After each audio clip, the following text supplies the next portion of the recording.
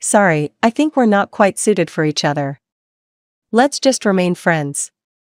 This was the 30th time I had failed at a blind date. Without even thinking, I knew exactly what the other person must have thought of me. I was too conservative in my dress, didn't know how to style myself, had a stiff personality, and, to top it off, I had obsessive-compulsive tendencies. I had every stereotype that high-achieving women are typically labeled with. I furrowed my brows, my fingertips lightly moved, and I deleted this potential match's contact information.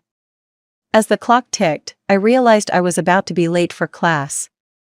I put my phone away and quickly walked along the muddy road. Recently, a wealthy donor had contributed a building to the school. The foundation had just been laid, and the road was filled with dust. I covered my nose and mouth as I carefully made my way across, but still, I missed my step. Around me were migrant workers, bustling back and forth. I closed my eyes, already bracing for the mocking gazes of others, but just before I hit the ground, someone caught me. The person was tall and strong, with muscular arms wrapped around my waist. He smelled faintly of sweat, but it wasn't unpleasant.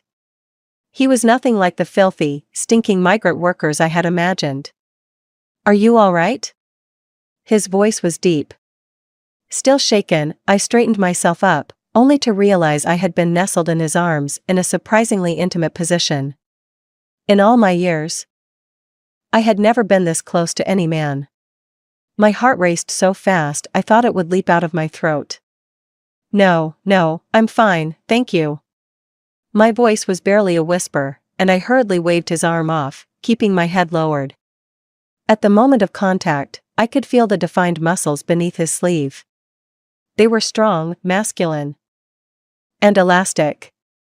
I felt strange. I started to instinctively avoid the road where the migrant workers often appeared. I'd rather take a longer detour than pass by that place. But just a few days later, I ran into that same migrant worker again. He was wearing a coat covered in dust and faded jeans, with his sleeves rolled up to his elbows. As he listened to the director speak, he also examined the peeling walls. The building was old, and the school planned to refresh its worn-down walls while constructing the new one. "This is easy. I'll bring a few people over, and we can finish it in 3 to 5 days, I heard his voice, low and hoarse. For some reason, just hearing his voice made me feel strangely hot all over, even my legs went weak and lost their strength. His facial features were sharp, his eyes sharp as an eagle's. The aura around him rough and scorching kept me at a distance. I nearly fled back to my office in a panic. My colleague, holding a water cup, was complaining, "Those migrant workers are always around, making everything dirty and noisy. It's so annoying just looking at them." I lowered my head and sat down, my mind still fixated on how he had glanced at me just moments ago. It was like a fire had ignited within me in an instant. During the lunch break, the surroundings were quiet as usual. I'd always been a good sleeper, but today, I felt parched, restless, and unable to settle down. After tossing and turning for a while, I decided to take a short 10-minute nap. When I opened my eyes again, my head felt groggy and heavy. Grabbing a few tissues, I rubbed my eyes and headed toward the restroom. As I pushed open the door, the sound of rushing water reached my ears. Looking up, I saw him. He was standing to the side, facing the urinal. Instinctively, my eyes drifted downward, and I slowly widened them in shock. It took me a long moment to snap out of it as he calmly zipped up and walked toward me. "Seen enough?" he asked, his tone indifferent. I felt my whole body trembling, but it wasn't fear. I'm sorry. I went into the wrong restroom. I thought this was the women's." He took a step closer, and I stepped back. My back pressed against the cold wall, I had nowhere to retreat. Up close, he seemed even more intimidatingly robust. I felt like prey cornered by a predator, caught in his sharp, predatory gaze. "Don't come any closer," I stammered, clutching the tissues tightly in my hands, swallowing hard. He glanced at me coolly, then reached past my shoulder, pulling a few paper towels from the dispenser on the wall. Just as I was about to exhale in relief, he said, "Your button popped open." My eyes followed his line of sight downward.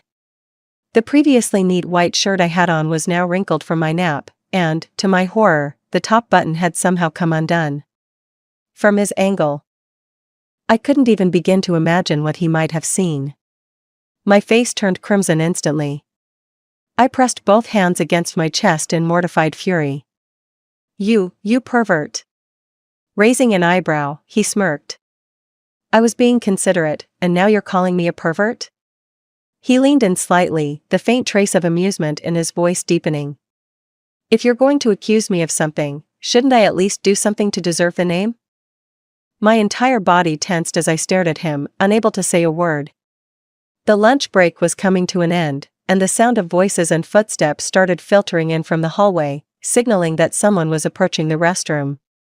Yet he remained standing in front of me, his towering frame almost completely engulfing me. My mind went blank. By the time I realized what I was doing, I had already pushed him into a bathroom stall with me. At the same moment, the restroom door swung open. My heart pounded so hard it felt like it would burst from my chest. Fortunately, the newcomers didn't seem to notice anything unusual and left soon after. My palms were sweaty as I reached out with trembling hands to open the door. But before I could, his arm stretched out from behind me, pressing firmly against the door. His body radiated heat, trapping me in the narrow space where every breath carried his scent. I became acutely aware of something unusual about him. What was worse, I couldn't ignore the changes in myself either. This is a school," I stammered, my voice shaky. "You can't. So what you're saying is, it'd be fine if it wasn't a school?" His breath brushed against my ear, laced with a faint, teasing chuckle. "And no, that's not what I mean. It's not okay anywhere. Next time, keep your eyes in check," he said, patting my head before reaching out to open the stall door. "You look like you're about to devour me whole." And then he left.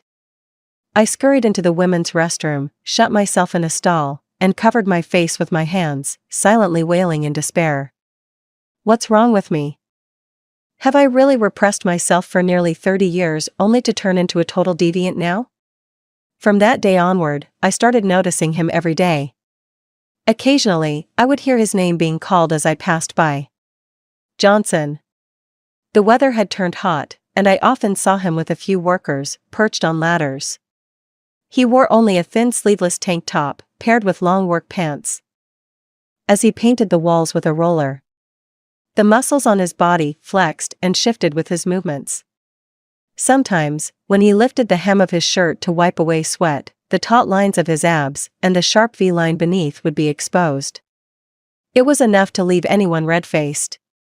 Even the female colleagues who had initially complained about the smell of paint stopped grumbling. Instead, they were now openly praising Johnson's physique. Some even went out of their way to walk past him, just to steal a few extra glances and savor the sight. In the office, a group of coworkers were chatting brazenly. At some point, the conversation shifted to me. "Maria, have you noticed that migrant worker? He doesn't look like a laborer, he's more like a male model. Male models these days don't even compare to him. They're all skin and bones. By the way, are you still going on blind dates?" I looked up from my textbook, adjusted my black-framed glasses, and smiled faintly without answering. Oh, please, Maria is as pure as a saint. She'd never be interested in things like this. I knew what they said about me behind my back, that I was a spinster, an old maid. My life revolved around nothing but home and school, devoid of hobbies or any kind of excitement. But I didn't care about their gossip. If it weren't for my parents repeatedly urging me to get married, I wouldn't even bother with blind dates. As for Johnson, he probably thought I was boring too. My female coworkers dressed impeccably, some were sexy, others charming or bubbly. They exuded femininity and allure far beyond my reach. I even overheard them talking about how sometimes After growing tired of polished, high-achieving men, it wasn't a bad idea to pass the time with a rugged, earthy man. It was obvious who their target was. The renovation of the old building was soon completed, and Johnson no longer appeared there. I felt an inexplicable sense of relief. After all, he probably never paid me any attention or even remembered what I looked like.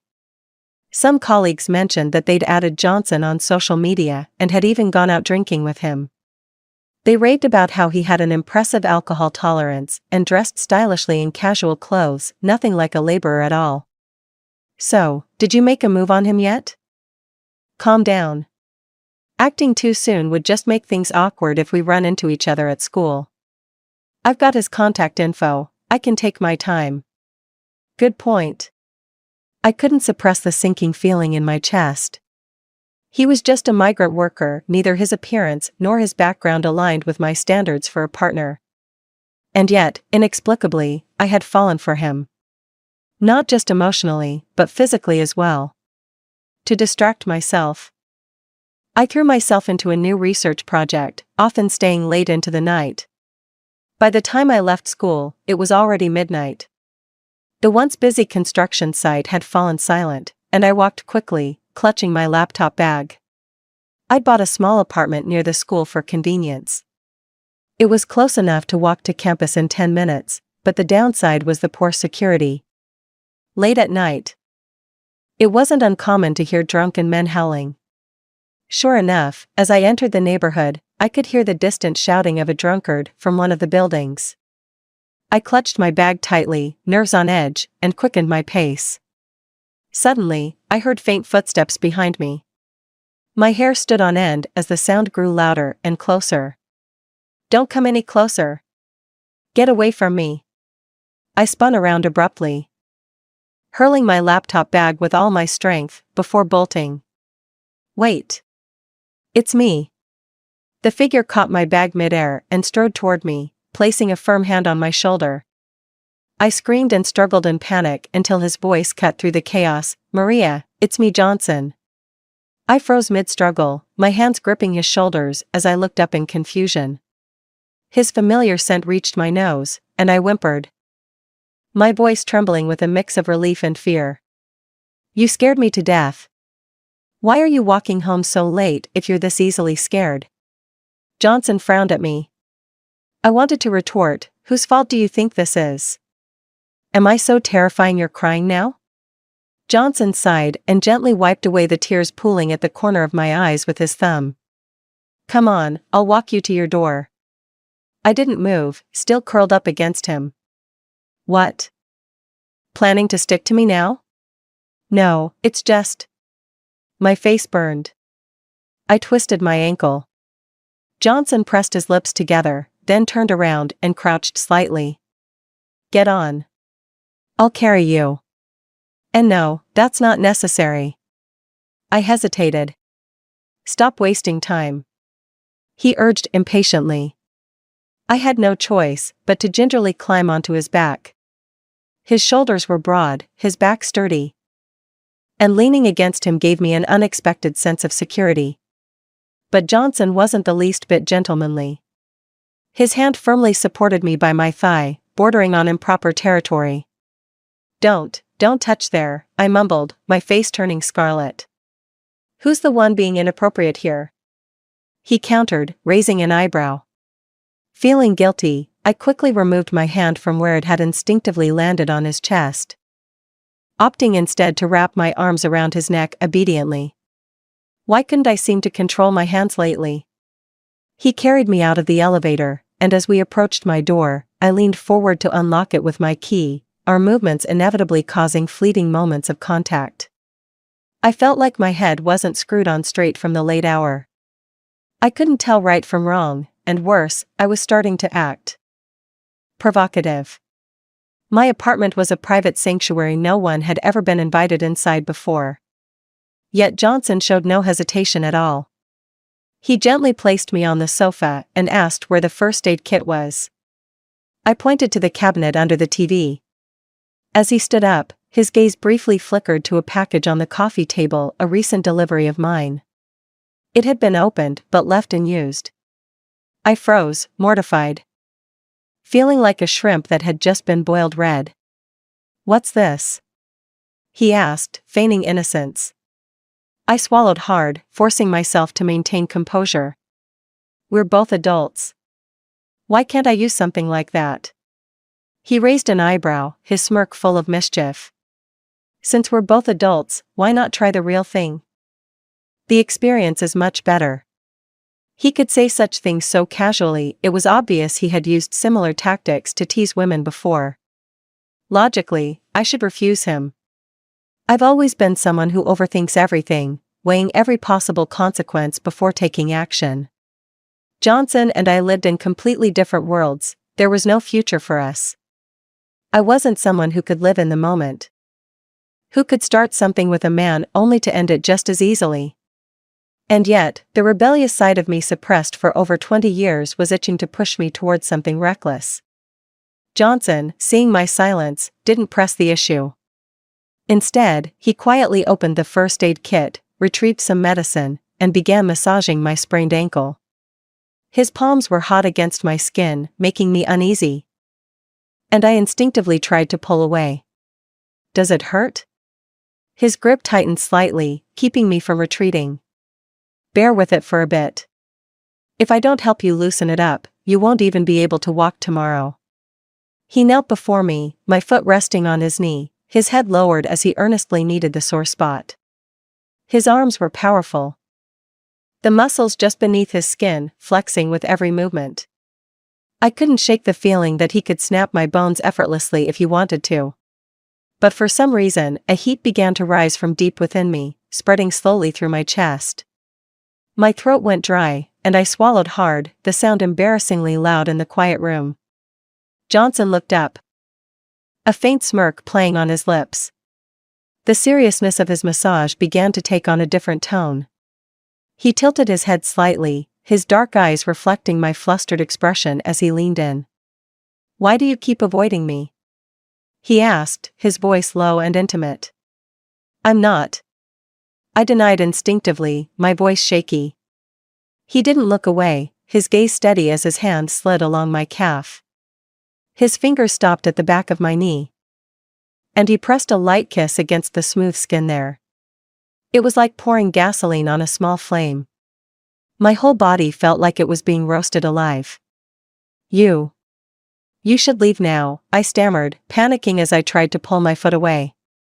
But Johnson held firm, his fingers tightening slightly as his jaw clenched. He exhaled deeply, as though trying to restrain himself. After a moment, he closed his eyes, took a few more deep breaths, and finally let go. "Where's your bedroom? I'll carry you in." I tried to refuse in a small voice, and "No, that's not necessary." He ignored my objection, repeating the question with a quiet intensity. "Where?" Reluctantly, I raised my hand and pointed toward the door. Up until tonight, my bedroom had been my private sanctuary. No man had ever crossed its threshold. Even when my parents visited, they stayed in the kitchen or the living room, respecting my boundaries. But Johnson walked in as though he belonged there, as though the space had always been his. There was no hesitation as he set me down gently on the bed. It felt like more than just an invasion of my physical space, it was as if he had stepped into the most private corners of my inner world. He didn't leave immediately.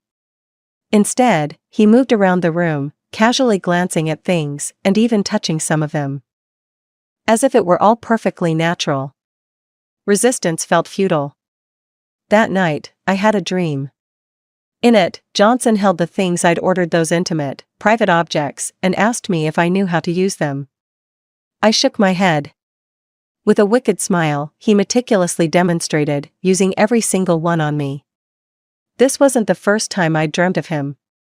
He had a way of invading my dreams, asserting his dominance without any regard for reason. I knew what he was, a man of experience, a drifter with no intention of staying. I couldn't play his game. The only way to save myself was to stay far away from him. But Johnson clearly had no intention of letting me keep my distance. The next morning, when I woke up, I saw him standing in the kitchen, wearing an apron. He was stirring oatmeal on the stove with a patience I didn't expect from him. The smell of breakfast filled the air, and the overlap between the man in my dream and the man in front of me left me flustered. Johnson turned when he heard me stir. "You're awake? Go wash up." I hesitated, took a few steps toward the bathroom, then paused. "How do you even have a key to my apartment? Didn't you leave your spare key by the door?" "That doesn't mean you can just take it." "Sure, but I already did." "What are you going to do about it?" His tone was so unapologetic that I was momentarily at a loss for words. I couldn't do anything. It made me realize just how much I'd been holding double standards. I had plenty of experience with failed blind dates. Most of the men I met would describe me as difficult, overly critical, or lacking any sense of romance. To some extent, I couldn't argue with them. If they asked me out for dinner the same day we matched, I felt offended it showed a lack of consideration for my schedule. If they planned ahead, I still felt irritated after all. How could I be sure I wouldn't have something come up on the day of the date? If they asked for my input on where to go, I thought they lacked initiative and decisiveness.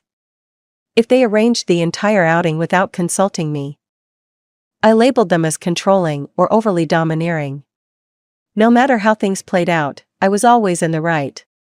And so, I went on date after date, each ending in failure. But Johnson seemed to have hit a nerve, bypassing every layer of my logic. If it had been anyone else taking my spare key and entering my home without permission, I'd have called the police without hesitation. But with him, I found myself tolerating it. Even justifying it. I started questioning myself. Was it because I'd been raised to be too prim and proper that someone like Johnson, rough around the edges and utterly uninhibited, held such a dangerous allure for me? Or was I simply blinded by lust? I glanced at him again, watching as he moved confidently around my kitchen. No, this wasn't just about fascination with his demeanor. I had to admit to myself. I was thoroughly overwhelmed by his presence, his sheer physicality. Johnson stayed at my apartment the entire day, working tirelessly. He cleaned every corner of the house until it gleamed, as though he'd known about my obsessive tendencies. Everything he organized aligned perfectly with my habits and preferences. Even the food he cooked was exactly to my taste. I didn't know where he had learned about my likes and dislikes. But I refrained from asking. Something told me that once I started questioning, there'd be no turning back. Time slipped by quickly, and soon it was evening. I lay absent-mindedly on the sofa, half watching a TV show, while Johnson sat at the other end, close enough that my slightest movement caused my leg to brush against his. He didn't mention leaving. But it was late. And leaving him here overnight felt improper, two people alone in the same apartment. Yet I couldn't bring myself to ask him to go after everything he'd done for me today. Caught in this dilemma, I finally blurted out, "I'm going to take a shower." It was a veiled hint, one that any sensible man would understand as a cue to excuse himself. But Johnson merely glanced at me and said, "I'll run the water for you." "With your ankle? You should soak in the tub tonight." I bit my lip in frustration, seething inwardly. Johnson was utterly shameless. He knew what I was trying to say. After he finished running the bath, he walked out of the bathroom and casually asked, "Need any help?" Help? How would he help? We weren't lovers. We weren't even friends. But he had somehow claimed dominion over my personal space, leaving me no room to retreat. What could I do? The water was the perfect temperature. I soaked in the tub, my body submerged, eyes fixed on the bathroom door. The lock on the door had been broken for a while. Living alone, I never thought it was an issue. But now, with Johnson outside, I realized how vulnerable I was. If he wanted to come in, nothing could stop him, not even me. I felt like I was losing my grip on sanity. Logic told me I should reject him outright. But everything I'd done so far, my actions, my hesitations, seemed to say otherwise. Even worse, I wasn't sure what I wanted. Was I more afraid of him coming through that door, or was I secretly hoping he would? The door stayed closed, and by the time I stepped out of the bathroom in my pajamas, I felt disappointed. When I didn't see Johnson in the living room, I thought he had left. There was a pang of something. Was it relief? Or was it loss? But as I turned toward my bedroom, I heard a noise from the balcony. Walking over, I found Johnson at the sink, sleeves rolled up, washing something by hand. I moved closer and froze. In the sink was a pile of my laundry clothes I'd just taken off, and in his hands was my most intimate garment. Johnson. My voice rose in a mix of anger and embarrassment. What are you doing touching my things? Put that down right now. Relax, he said nonchalantly, without looking up. I'm being careful. I won't ruin anything. He finished with one item and picked up another, his thumb brushing over the most delicate part of the fabric. I was too mortified to care about my sprained ankle anymore. Limping over, I tried to snatch the clothes from him. But Johnson was faster. He caught me by the waist and lifted me effortlessly. What are you thinking, running over here like that? Does your leg not hurt anymore? He scolded. Put me down. I struggled in his arms, frantic and flustered, until my hand accidentally grazed somewhere it shouldn't have. Johnson sucked in a sharp breath, his arms tightening around me with startling strength. His voice, rough and strained, cut through the air. Stop moving. I froze, realizing what had happened, and went completely still. He carried me back to the bedroom and set me down on the bed before retreating to the bathroom. The door slammed shut behind him. I sat there, heart pounding so loudly it felt like it was echoing in the quiet room. It was a long time before he came out. When he did, his hair was damp, droplets of water trailing down his bare chest. A towel was wrapped loosely around his waist, and his skin glistened with lingering moisture. I tried to look away, to be composed, but my eyes refused to cooperate. He walked over, stopping in front of me. I clutched the bedspread tightly, craning my neck to look up at him, helpless and cornered.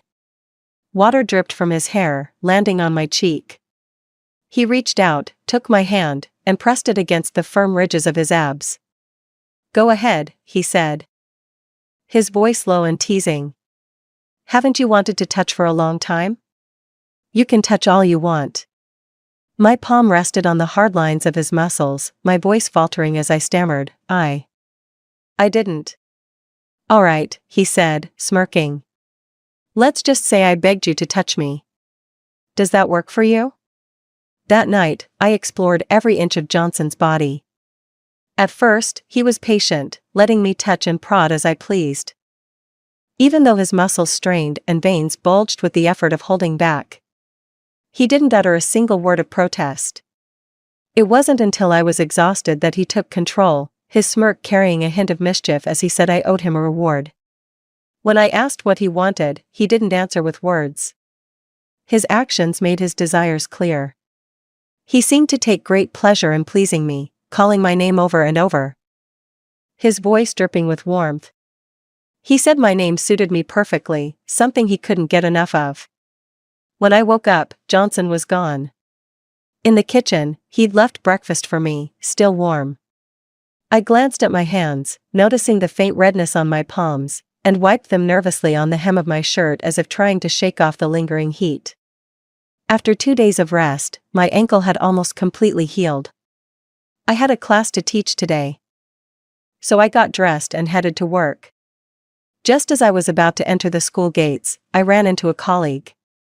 She smiled and greeted me warmly, then asked if I'd had cosmetic work done recently. My skin looked flawless, like a freshly peeled egg. Embarrassed, I touched my face and shook my head with a shy smile. Wow, your complexion is enviable, she said with a TSK. Unlike me. Pulling late nights and breaking out all over. Another colleague chimed in teasingly, late nights? More like you're lacking a man in your life. Not gonna lie, it's been a very uneventful time lately, she admitted with a laugh. What about that construction worker you were flirting with last time? No progress there? Her reminder seemed to reignite something in her. Good point. with the holiday coming up. Maybe it's time to have a little fun. The smile on my face faltered.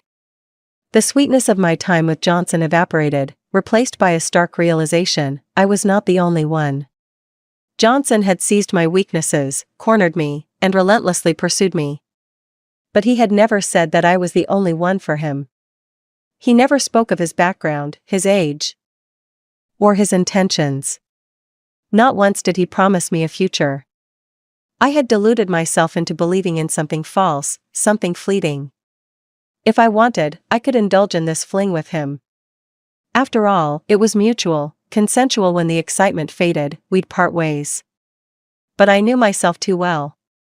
I'd sink deeper, get too attached, and become bitter and stubborn. When I reached the office, I booted up my computer.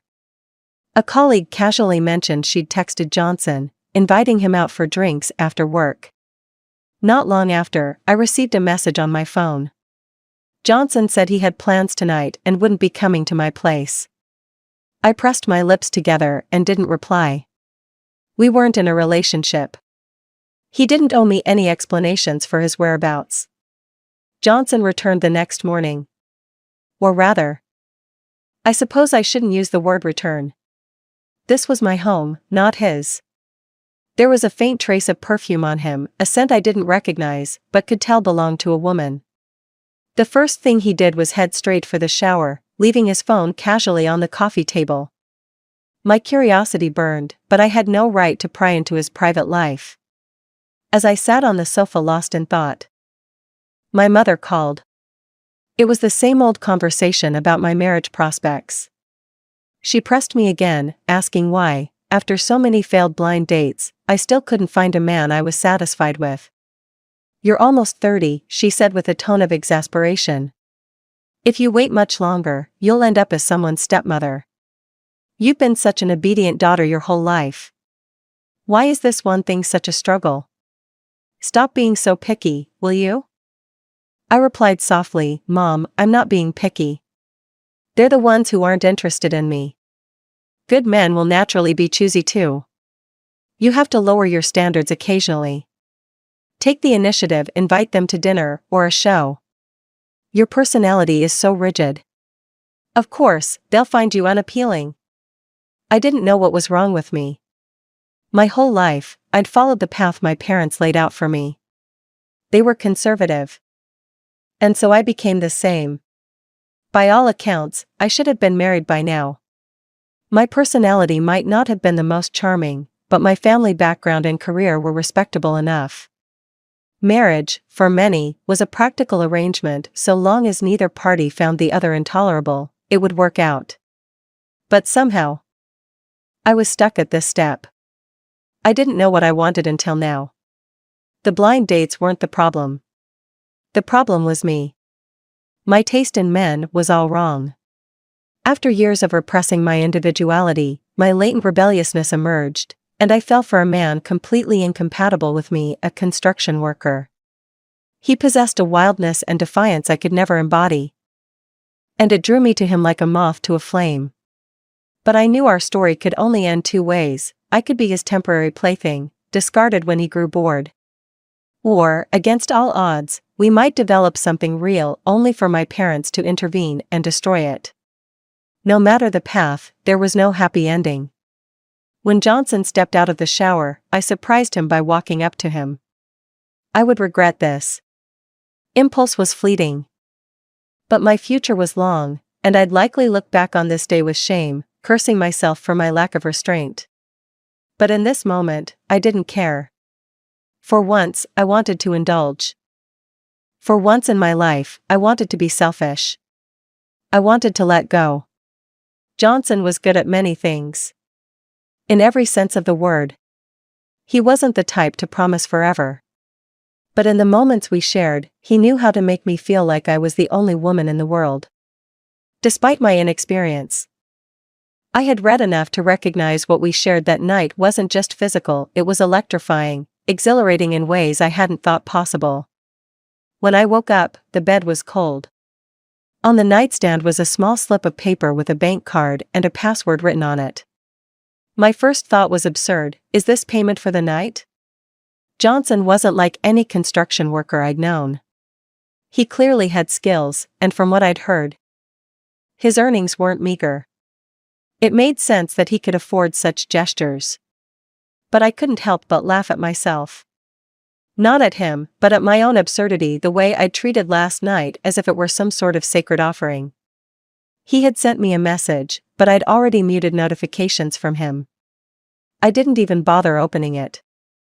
Just as I had expected, Johnson didn't come back. The man who had whispered my name with such passion, who had clung to me as though I were the air he breathed, left without hesitation. And yet, I was still surprised. He had seemed so satisfied, so fervent in his affection. I changed the locks on my apartment door, replacing them with a digital keypad. My family arranged another blind date for me. This time, my parents insisted the man was perfect, educated, successful, from a good family, and kind. He was everything they wanted in a son-in-law. To show how much they cared about this match, my mother even took me to a professional studio for a makeover. The black-framed glasses I always wore were removed, and my thick hair was pulled back into an elegant style. I felt exposed, vulnerable without my usual defenses. But my mother was thrilled. "If you had dressed like this earlier, you would have been married ages ago," she exclaimed. I found her words ironic. The very image she now adored was a reversal of what they had drilled into me growing up. I was supposed to be plain, focused on academics, never distracted by appearances. The blind date went well. The man was polite and well-mannered. For the first time, someone looked at me with something close to admiration, even awe. But instead of feeling flattered, I felt uneasy. His gaze was measured, respectful. Entirely appropriate, nothing like Johnson's. When Johnson looked at me, it felt like being consumed, as though every inch of me was laid bare under his intense, predatory stare. This man, on the other hand, was safe. Respectable. We had 2 dinners and watched 2 plays. He told me he was impressed with me, with my intelligence, my poise, my values. Finally, he asked if I wanted to pursue something more serious. I hesitated. My rational mind screamed at me to say yes. He was the perfect match, everything my parents wanted for me. Everything society told me I should want. But the words caught in my throat. Sensing my unease, he smiled kindly. "Maria," he said gently, "life's important decisions take time. I respect that. But I want to be honest, I think we're a great match. To be candid, you're the first woman I've met who aligns with me so well in background, education, personality, and values. I have high hopes for our future." The blind date politely walked me to my apartment building. As I stepped out of the car, he handed me a bouquet of red roses. "Don't forget your flowers," he said with a kind smile. Starting from our second meeting, he had brought me flowers every time. I held the bouquet and forced a polite smile, turning to head upstairs. But as soon as I turned, I saw Johnson sitting on the steps of the building, his piercing gaze fixed on me. My entire body tensed. In all my years, I had never felt this panicked. I was terrified that Johnson might confront me in front of my date, revealing the messy truth of our relationship. If that happened, my carefully constructed life would crumble in an instant. But Johnson didn't say a word. He didn't move a muscle, just sat there watching. I stiffened, walking past him without so much as a glance in his direction. The sound of the car engine starting signaled that my blind date had left. I breathed a sigh of relief as I pressed the elevator button. But through the reflection in the elevator doors, I saw Johnson standing behind me. His hands in his pockets, his presence looming over me like a shadow. I felt a tremor run through me. I didn't dare look back, stepping into the elevator with forced composure. I couldn't understand why I felt so guilty. Johnson and I had no official ties. He was free to be with other women, just as I was free to meet other men. Neither of us had the right to interfere. Yet, the atmosphere inside the elevator grew stifling. I thought I might suffocate before we reached my floor. Finally, the elevator doors opened. I fumbled with the fingerprint lock, my hands shaking. All I wanted was to escape into my apartment and shut the door. But Johnson was faster. He propped the door open with one hand and walked in uninvited. Changed the locks? His voice was calm, almost amused. You weren't trying to keep me out, were you? I clutched the straps of my bag tightly, forcing my voice to remain steady. What do you want? Johnson chuckled. What do I want? I think the real question is, what do you want? You saw it yourself, I said, exhaling slowly to steady myself. I want to find a good man, get married, and settle down. So, we shouldn't see each other anymore. Johnson's expression darkened. You take my marriage fund and then turn around to marry someone else? Maria. I didn't know you were so morally corrupt, playing men like toys. His sudden outburst startled me, and I flinched. I'm sorry. I cried, tears spilling from my eyes. I'll give the card back to you. I haven't touched the money, not a single cent. Johnson's eyes narrowed. I don't take back what I've given. If you want to get married, fine, but only to me. If you go after another man, I'll break his legs. I was stunned. You're lying. I whispered. There's no way you'd marry me. Johnson crouched down in front of me, his rough fingers brushing away my tears. Why wouldn't I? He said, his voice gravelly but gentle. Do I look like someone who sleeps around? I wouldn't have touched you if I didn't mean it. But, my parents would never approve, I choked out between sobs. He was silent for a moment before asking, what are their conditions? Tell me. And I'll meet them. Marriage isn't like eating a few extra bites of food, I said, laughing through my tears. You can't just meet their conditions. Johnson sighed, picking me up like a child and settling me onto the couch. Don't move, he said firmly, wrapping his arms around me and resting his head against my chest. Let me hold you for a while. I missed you too much. I stayed still, unable to bring myself to push him away. After a long silence, he finally lifted his head, his chin resting on my shoulder as he toyed with my fingers. All right, he said. Now let's have a serious talk. About what? Marriage. Our relationship had always been rushed and chaotic. We never talked about personal matters, never asked each other questions.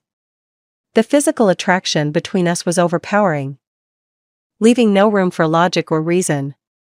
I had assumed he wasn't interested in the details of my life. But I was wrong. Johnson knew everything about me. He had asked about me after our first meeting, my name, my age, my personality.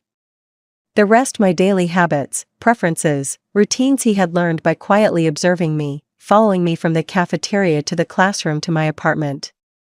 What I thought was disinterest was, in fact, a level of attention I had never imagined. When I finally found my voice, I asked, who told you all this? Your principal. You're close with him? Not really. He's close with my uncle. Who's your uncle? The guy who donated the building to your school. It took me a moment to piece it together, and when I did, something felt off. If your uncle's donating buildings, why are you working as a construction laborer? My family's in construction. He said with a shrug. My dad wanted me to start from the bottom. But honestly, I'm not into it, I'm more into cars. I made a deal with my dad, I'd work as a laborer for a year, and he'd help me open an auto repair shop. But then I got some dividends from an old investment and didn't need his money anymore. I quit, and it pissed him off so much he ended up in the hospital. My mom called me, crying her eyes out. I thought back. Was that the night you messaged me saying you weren't coming back? Yeah, he admitted. She chewed me out the whole night. Then what about the perfume on you? I pressed, my voice soft. Perfume? He frowned. Probably my mom's. Why, did you think I was cheating on you? I froze for a second, then quickly denied it. Then why'd you add my colleague on social media? I countered. To get close to you, obviously. He said bluntly. I needed a way to keep tabs on you. And the bar outing? Not just us. My buddy owns the place. I was there to support him, and she happened to be there. Maria, he said seriously, you've got a real problem. You lock everything behind mental doors, imagining the worst and blaming me without asking. Meanwhile, you're the one sneaking around with other men. Don't put it like that. It's the truth. Johnson huffed, leaning in to nip at my cheek. And you even dressed up for that guy. You never dress up for me. Do you think he can do what I can? Huh? I bet he doesn't even last an hour. Shut up. I clamped a hand over his mouth, my face burning. Johnson grabbed my wrist, his voice firm. No more games. Who are you going to marry, Maria? Him or me? I hesitated. I don't even know you that well. Whose fault is that? You never ask me anything. But fine. Let's settle this right now. He thrust his phone into my hands. Go ahead. Check everything. Ask my friends. If you find one shred of evidence I've lied to you, I'll. He paused dramatically. I'll cut it off. That's extreme. Johnson smirked. You're stuck with me, Maria. Let's get married tomorrow. First thing in the morning. Before I could respond, he scooped me up and carried me to the bathroom. For doubting me, he said with a wicked grin. You're getting a new punishment tonight. I tried to protest, but deep down, I knew I was doomed. Between his relentless energy and our undeniable chemistry, I would be living in blissful suffering for a long time. As I traced the lines of his abs, I couldn't help but laugh. Fine. This sweet burden I'd carry for a lifetime.